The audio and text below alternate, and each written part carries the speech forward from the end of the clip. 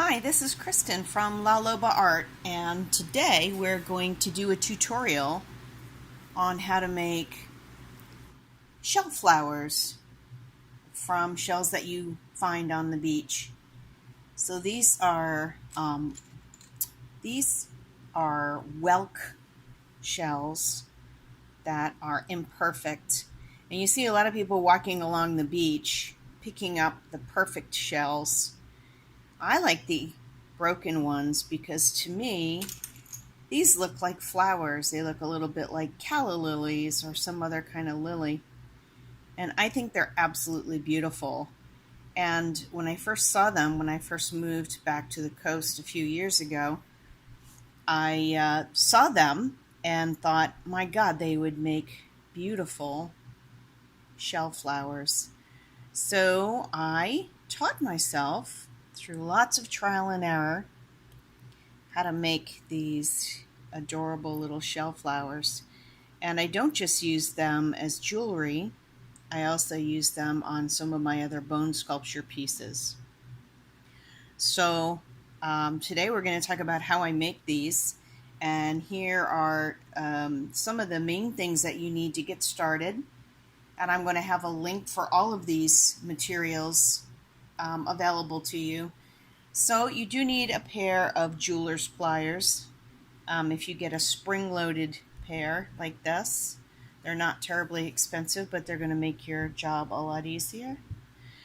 Then you'll need some of these calyx-looking findings.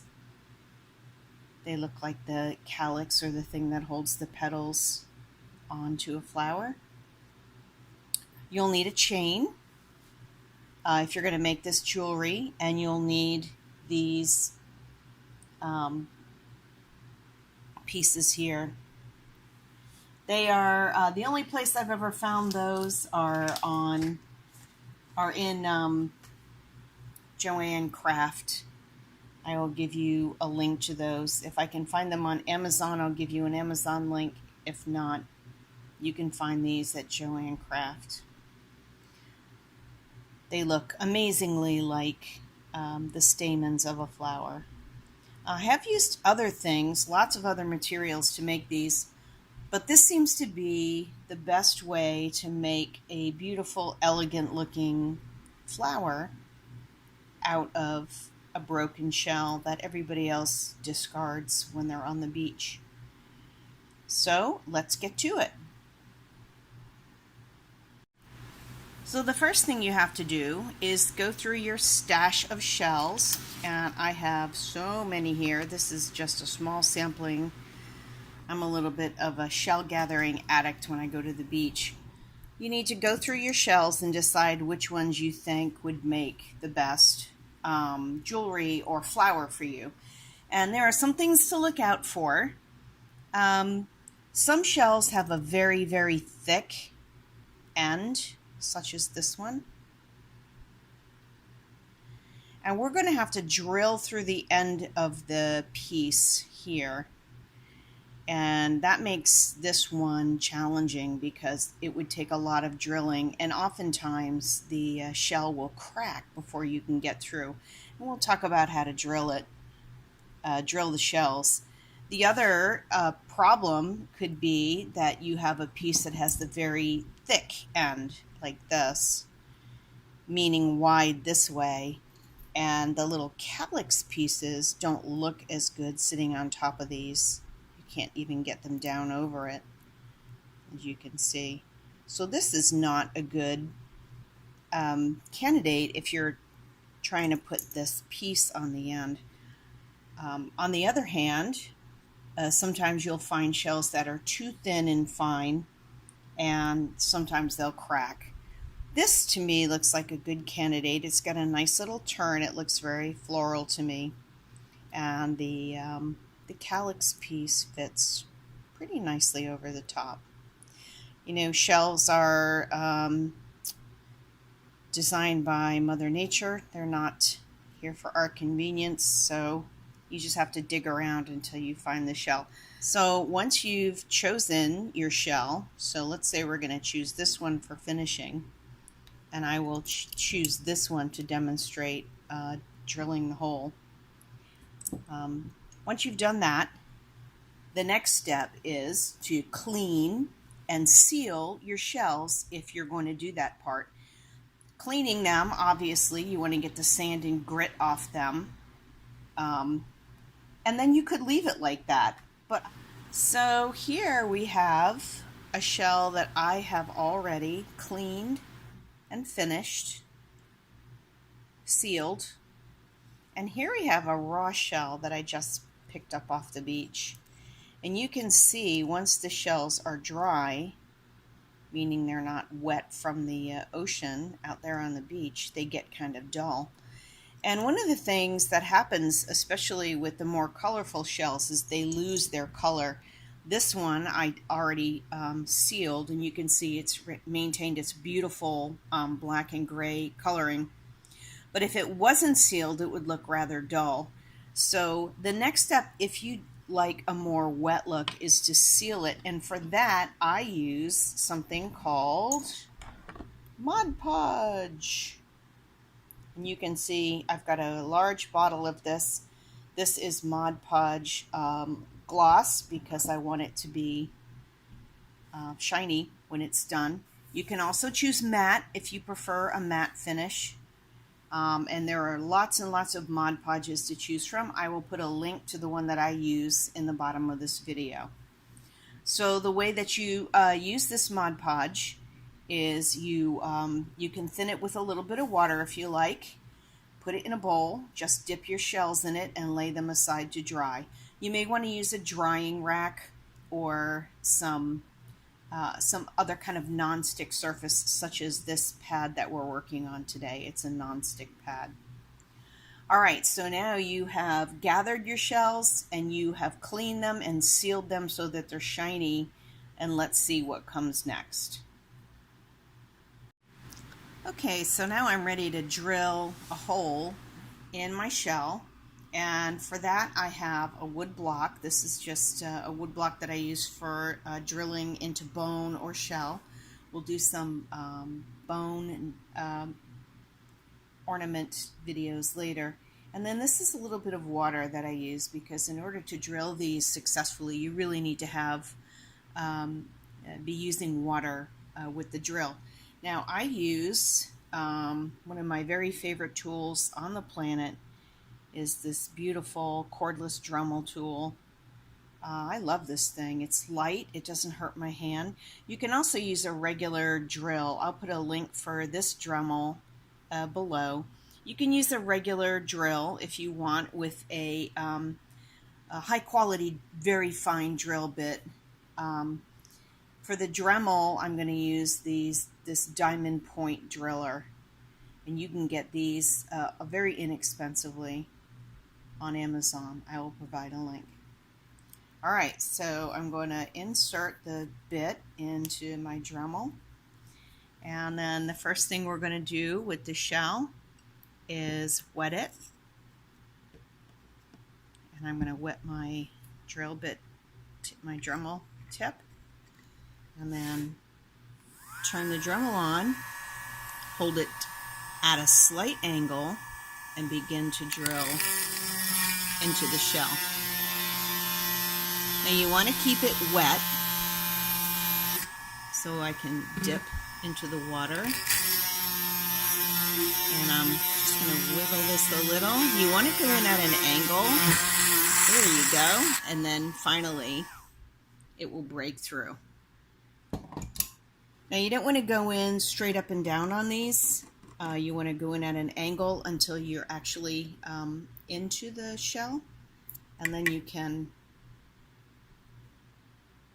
change the angle to straight up and down. So now I've got a hole in my shell. Try that off for you so you can see it.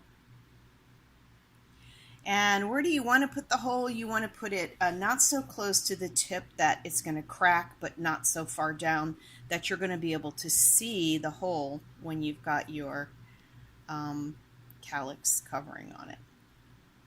All right, so there we now have a hole drilled for our shell. Let's see what's next. Okay, so we have cleaned the shells, sealed them, and drilled the hole. And now we're ready to put it all together.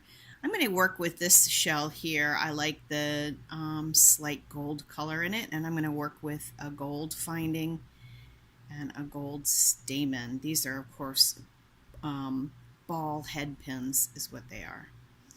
So the first thing we're going to do is see where we want the stamen to go into the shell, how far we want it to hang out. And I like it to hang a little bit past the end of the shell so that it looks like it's coming off the top of the flower. You can do it a little longer if you like the stamen to hang out a little bit. I like mine a little closer to a little more natural looking, closer to the edge of the flower. And once I decide where I want it, I'm going to mark that against the hole in the shell, and I'm just going to make a little bend just so I know where that falls on the hole. Now that I've marked that, I'm going to take my round nose pliers and I'm going to make a little loop. Now I have tried glue and I have tried all kinds of different findings to make these shell flowers, and I have found that the best thing to do is to make a loop to keep, this will keep, the loop keeps the wire from falling through the hole. And in this way we don't have to use any glue, which can be messy and cheap looking. And this is pretty long lasting. The worst thing that can happen here is that somebody pulls hard and breaks the shell, but they're pretty tough. Once they're drilled and sealed, these shells are pretty tough, and I've had very few break. All right, so I've got my loop, and now I'm going to take and thread the end through the hole, and I'm going to see how my stamen lays. Now you can see it's pointing up in the air. So we're going to bend it down, tuck it into the flower, and then I'm going to bend this end up so that it's vertical. Now I've got everything laying nice and horizontal through that flower, and the wire is sticking straight up. I'm going to take my finding that I'm using as the calyx. I'm going to slide it down over that, and I'm going to slide it to where it covers my loop.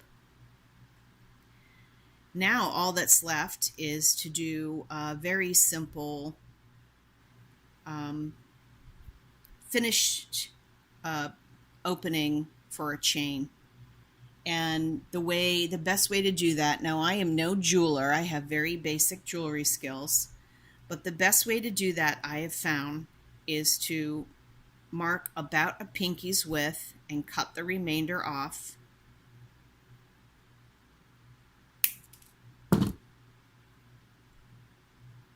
And then to take my round nose pliers and to put that, grab the chain, the wire, so that it doesn't pop up over the pliers at all, and then start to tip. Now I'm going to remove and turn my pliers, and there I have a loop which I can turn vertical. Now again, if you there are plenty of YouTube videos out there from people that are better jewelers than me if you want more in-depth video on how to make those loops. And so now you can adjust this to whatever angle you want. Just keep adjusting your loop and tightening it closed. And now you have a beautiful shell flower necklace or a pendant. So I'm going to adjust the petals here to make it perfect.